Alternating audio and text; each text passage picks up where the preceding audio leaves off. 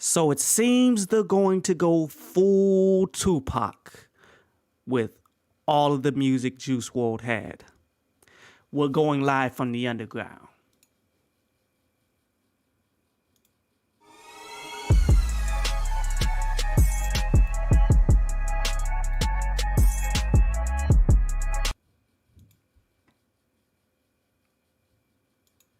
Okay. Let's start this off right. Out of respect for the dead, I will treat your music the same way as when you were alive. Therefore, what that means, I don't switch up. Much like a lot of reviewers and people out there that's going to talk about music, when an individual dies, oh, everything they did was so amazing. Their music was so great. They were so ahead of their time. But they're saying that as a clout chase because now everybody wants to hear about this artist because they died. So therefore, it's become a wave.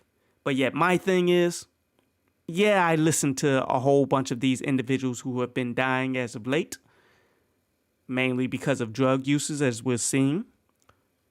And my opinion then is the same now because I actually listen to them. I actually give them a chance. I respect them enough to give them my actual feelings towards their music and what they did while they are alive. Like, it is somewhat disrespectful for people to pretend like they were always on their side, that they were always cool, they always liked their music because they died. I don't do that. I give you the real deal. I tell you exactly how I feel. It is what it is. Love it or hate it. But let's keep it 1,000. Like, okay, so this is a new project, Fighting Demons from Juice WRLD and his camp of people.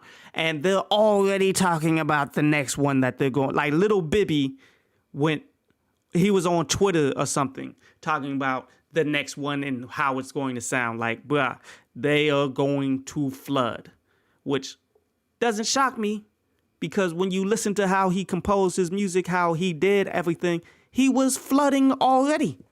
They're just continuing on everything that he was pretty much already doing. Now, here's the thing. The speed in which these people are releasing your music that you don't even have your hands in no more, that you're not even creating no more, it pretty much correlates to the amount of effort that you were doing to complete your songs. Now, no, you don't have to go full Dr. Dre. I'm not saying that. How Dr. Dre probably is sitting on 15 songs that he will never release, that he has always just worked on a little bit but never can complete, and you don't hear from him for like, as it was trending on Twitter actually, like it's been over 3,000 days since the last time you've heard anything from Dr. Dre, at least for his own album and things of that nature. No, you don't have to do that. But when you look at the vast majority of these individuals from this particular genre, you can see they just go into the studio and they are mass producing songs in like one session that are overall uninspiring, incomplete, and borderline incompetent. But they're just doing it to do it so that they can flood it out there. And that has its benefits. Like, you always want to have new music. You always want to push out something in this day and age where, like, I got my nephew who can only pay attention to things about 15, 20 minutes ahead of time. You feel me? Like, the more you are seen by these people who have such a small attention span, the better it is going to be for you business-wise. But it's very difficult to correlate that into quality music because of just the raw amount that you're doing. You have to find the perfect balance for you. Now, do I feel as though Juice WRLD found his perfect balance? Not really. I mean, He had some pretty decent moments. Like, okay, am I saying that the Juice WRLD album Fighting Demons was bad? No. Much like him in his entire career, he had some decent moments there. But the problem is he wasn't a transcending act that everybody wants him to be. You feel me? And because he died, people are trying to claim that he was, but he wasn't. You know who was? XXXTentacion. He was the real deal, creatively and musically.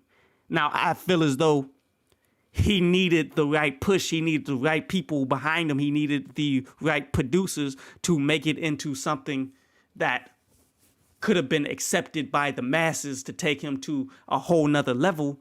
But yet his creativity, the way that he approached every single song, the way that he was doing everything, that was very creative, very artistic. Definitely enjoyed it. He was ahead of his time. Juice WRLD was good. He's better than the majority out here that we are still hearing at this point, that really are following along these same footsteps and such. Juice WRLD is better than them. But that's so far of a low bar, dude. Like, okay, Juice WRLD is up there with Lil Uzi in terms of quality content that he was pushing out there and the exact content that he was doing, which is far better than the standard in which we're seeing from the likes of Playboi Carti in the grand scheme of music. But all he really did was fit in and fill the void of, okay, a record label wanted to have some kind of music that was on this wave that everybody is doing. We need somebody to do it, and we could go ahead and get Juice WRLD. Juice WRLD filled that slot, and he filled it well. But yet, he wasn't anything but this music and what he was putting forth. It wasn't transcendent. It wasn't changing anything. You feel me? It was just a part of the wave. Yet therein lies the importance of it all. Like, when you see that people still care, like, the reason why I'm doing this review is because Juice WRLD was trending today, bruh.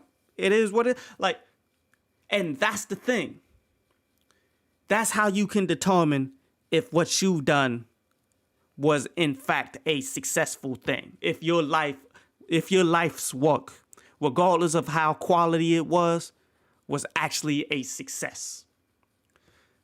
Because, like, look, there's a lot of people that's making music right now. There's a lot of people making this same exact type of music that Juice WRLD was doing. Who is leaving an impact as much as Juice WRLD has, to the point that people still care? After all of these so far, I don't know how many posthumous albums they've released so far, but who is still like going, who would still trend if they died tomorrow? Of people that keep on doing the same kinds of music that Juice WRLD is doing. Like, the love that he has amongst the community, and the demand that people are still giving for new music, how they're still listening and all of that stuff, how there's a good percentage of people who still care about all of this. That's indicative of how successful his career ultimately was. Like we was talking about in the review from yesterday, Tory Lanez is a far better rapper / singer than Kanye West when you just break down the schematics of it. But yet the impact that Kanye West left on the entire game still to this point that he's still pushing forward with, that shows you that Tory Lanez will never be in Kanye West's lane. You do not have to be super skillful to leave that kind of impact. And it seems as though Juice WRLD tapped into a little bit of that kind of impact for his crowd.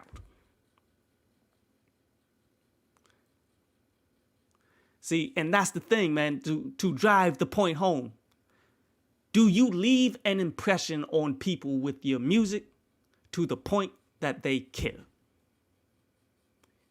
That ultimately will determine if you can succeed, if you can make money in this game, if your life's work as Juice WRLD, all of this music that that his family is still releasing and all this stuff, this will ultimately deem if you are a success or not. And the fact that we seeing people still talking about Juice WRLD at this point in time, it's been a minute since he died.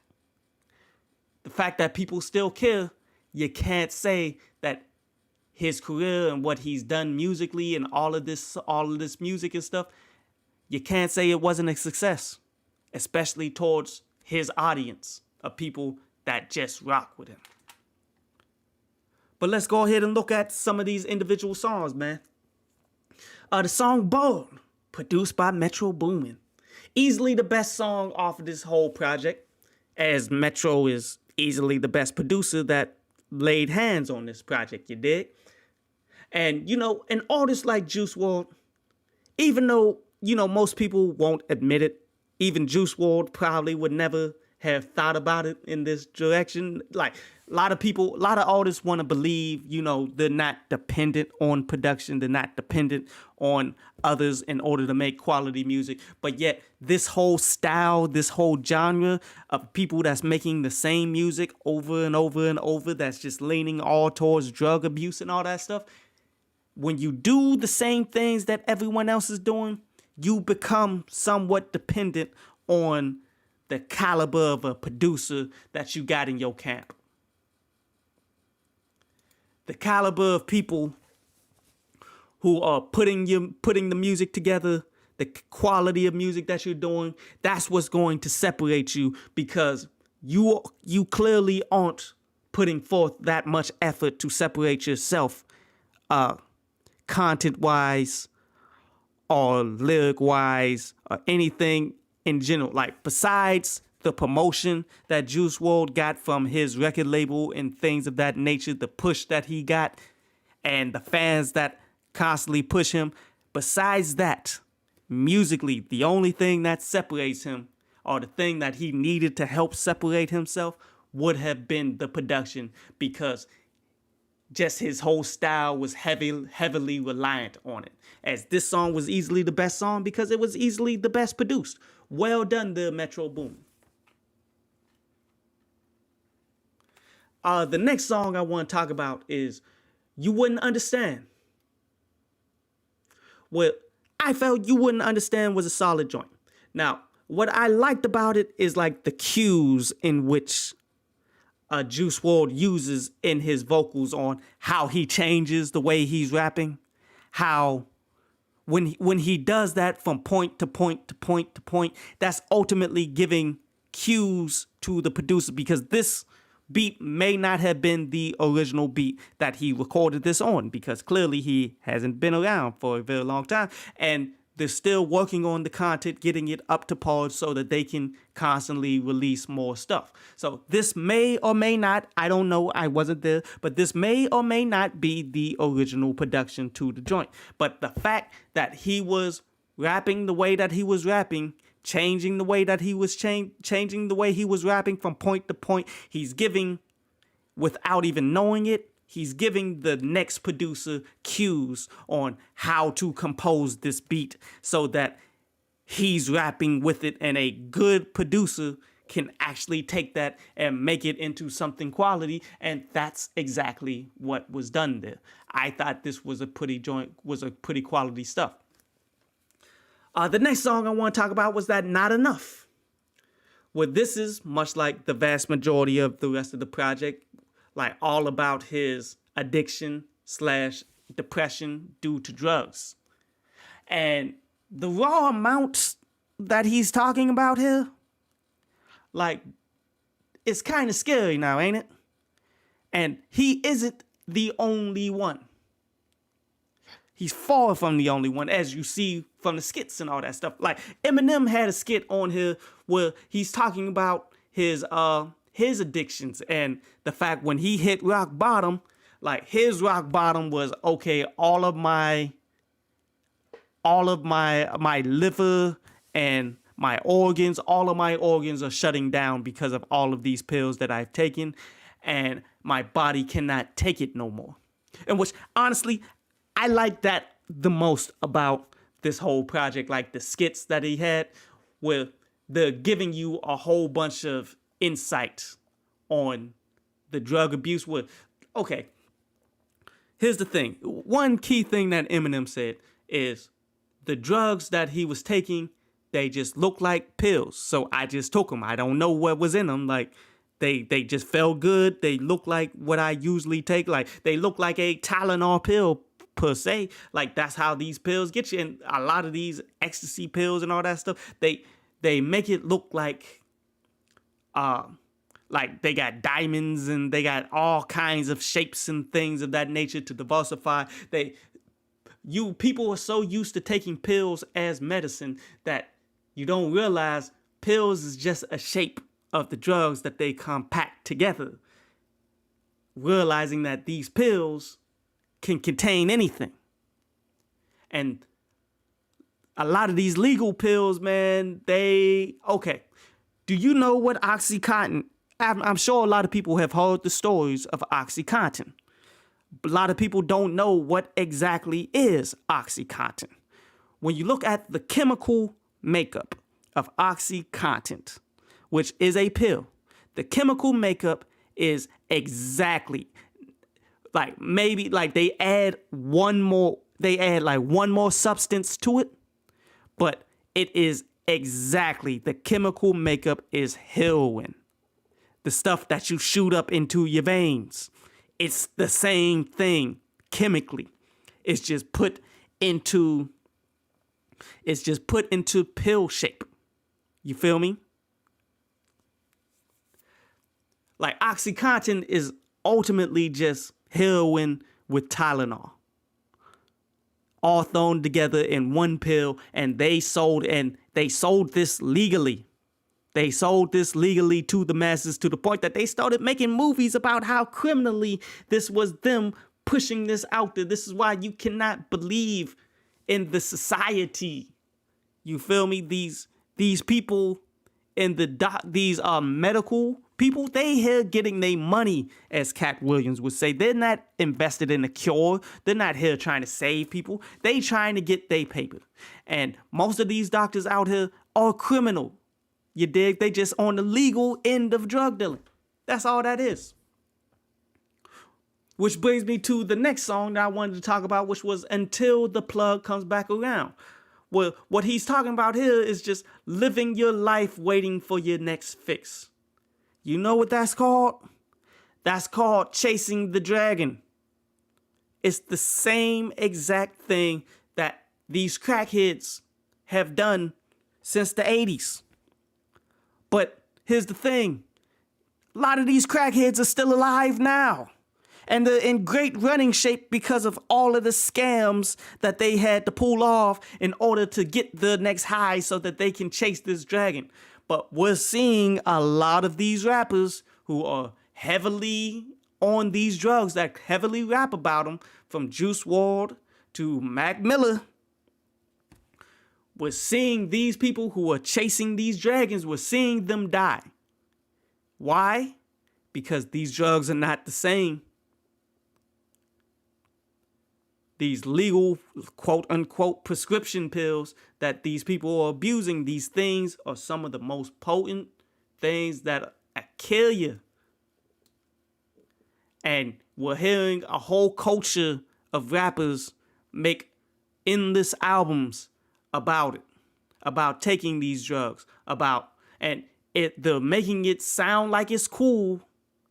Let's not deny it. Like I've seen somebody in the club before off a whole bar of Xanax. Like, why you would take a whole bar is beyond me. But dude was in the club, threw up on the seats, tried to pass out in the back. Like, no, you not about to pull none of that here in this club. You feel me? Like, there's nothing cool about being a dope head, and that's what these drugs ultimately are turning you into. And it's not really helping your music either. I could see it with marijuana and things of that nature. I could see certain people expanding their mind, but these types of drugs, man, it takes away your actual ability to operate.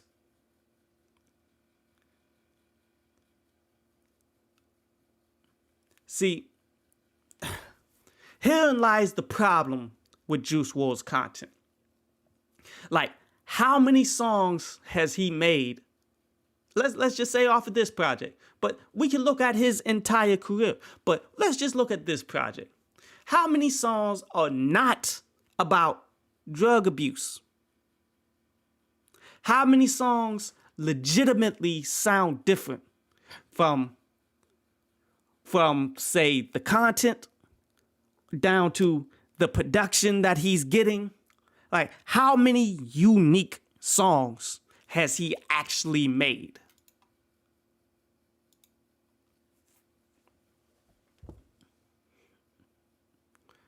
To be real with you, I feel as though the skits on this, as I said a little earlier, man, I feel as though the skits are the biggest highlight for me because it gives me actual insight into his life, because I already know that you did all of these drugs ridiculously. You died from it.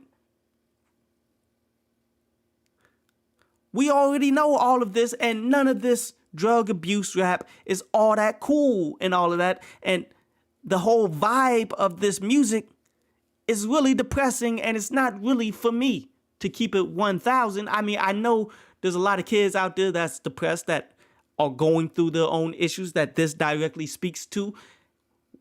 And I'm hoping that these kids will not chase after drugs in order to cope with your upbringing, cope with your issues, because that's nothing but a downward spiral and you're going to crash out. And I'm glad Eminem was ultimately talking about that on this. But, I mean, what else you got to talk about? Like, in the skits, he actually got more things that he's saying. Like how, okay, his teachers claimed that he was stupid until he showed them that he could play the piano. Like, that's cool. That deserves a track, doesn't it? That deserves an epic track. Or talking about having his family coming out, talking about all the things that he did for him without even thinking twice about it. That's dope now, ain't it? That deserves its own unique track, not along the lines of what you've been doing with all these drug abuse tracks. That deserves its own in its own right. But he really didn't do it because this whole sound, this whole wave, that's what everybody is chasing after. So therefore, that's what everybody is flooding. You had so much more to offer to the world, but you're just focused so heavily on nothing but drug use. Overall, I mean, I do believe these skits and these things that he's talking about in them is good for his legacy. But overall, as a project, this could have been just 8 songs and it'll be the same quality. They could have just saved a bunch of these songs for the next, like just based off the raw amount of songs that he keeps dropping along the same lines. He could have saved these and they could have saved these and continued to drop music for the foreseeable future, even though they are still going to drop music for the foreseeable future.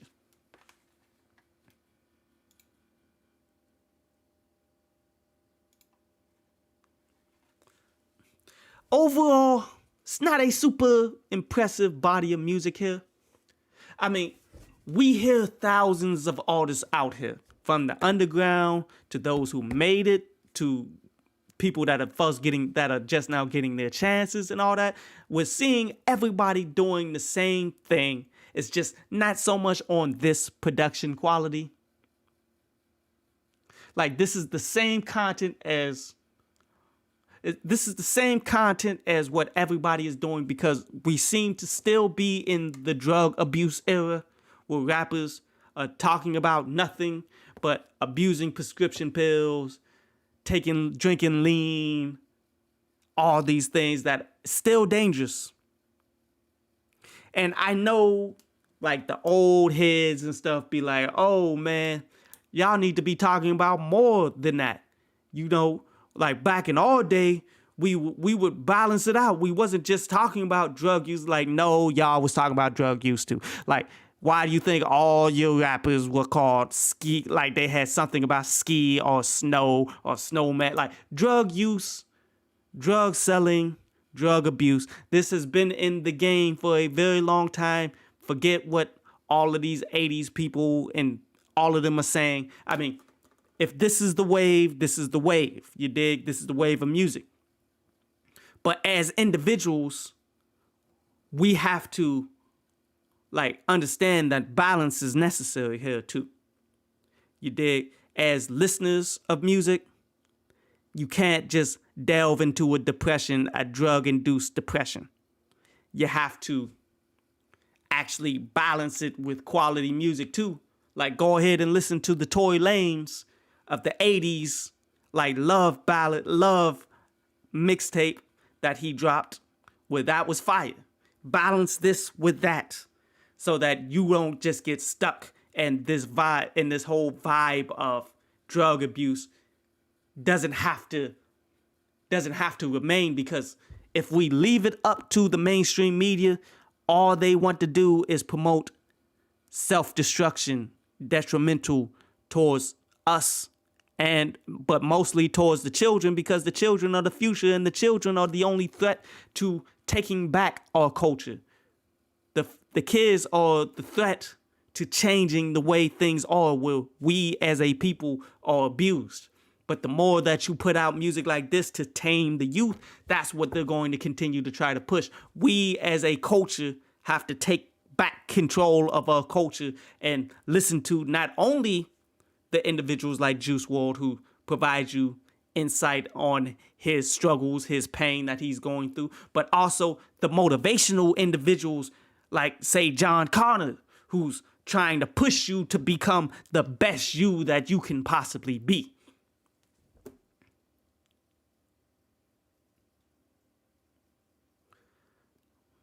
Now, I don't think this was a bad album. I really don't. But it wasn't a good one either. You feel me? In terms of deceased rapper albums, I think it's definitely had more work put into it than most. Like, far more work was put into this than the latest Pop Smoke album. Where that Pop Smoke album was nothing but promotion for mainstream beefs, like we saw with Pusha T. Promotion for all the, like, mainstream rappers, like, oh, this rapper died that I don't even know, that I don't even rock with. Let me go ahead and hop on his joint and pretend like I even care who he was. Let me go ahead and pretend like I care that he's gone too soon. But on this album, let me just go ahead and rap about me promoting my beef with somebody else so people will follow my album. This was far better than that, because this was paying homage to an individual that is gone way too soon. That's what this project gets right.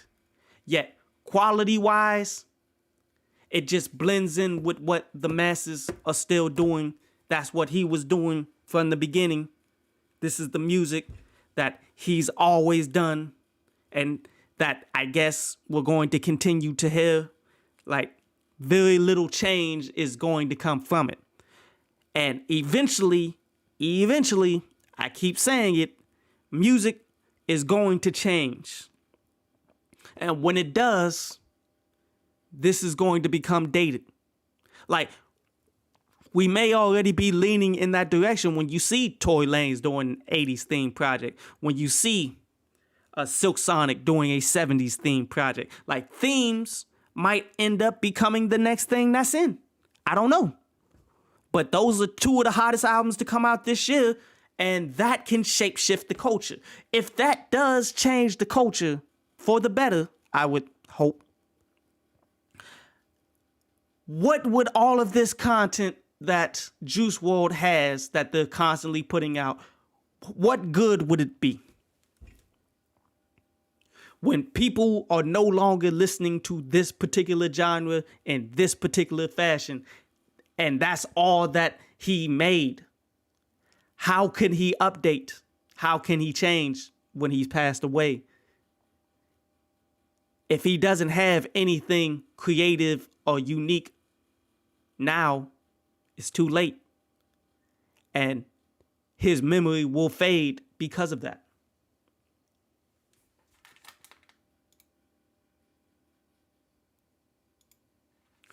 Overall, I'm going to give this project, man, 5 out of 10. Because, again, it wasn't bad, but it's not setting the standard. It's not trying anything new. It's not trying to be daring. It's not trying to become unique or different, because everything that Juice WRLD is talking about is everything that's already been said. 5 out of 10. Project that you can skip. Even the songs that I said, they were cool. They're not ones that I'm really going to keep. Excuse me. But I appreciate everybody who came through to check this on out, man.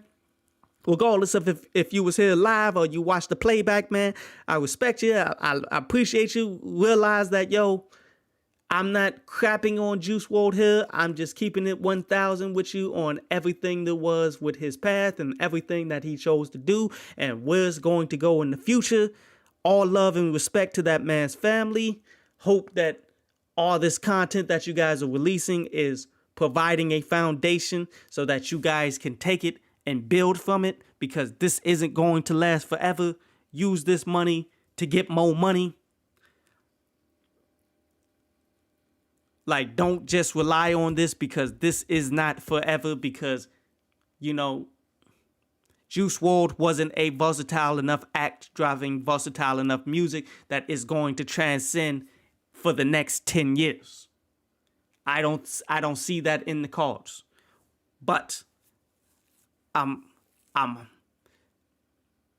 glad that we're finally getting some skits, some insight into who he was, what the things he was doing, things of that nature. I'm glad to see that he was constantly working.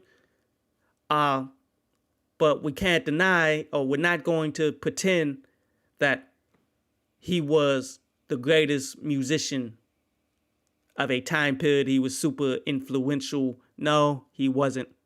But the fact that you guys out here who watch this, the fact that you guys are still following, that you guys still support, that you still have love, that's the legacy that he's leaving. And I'm hoping by his death, by his example, that you guys will use this as a better means for you to do better. Appreciate everybody that came through again, man.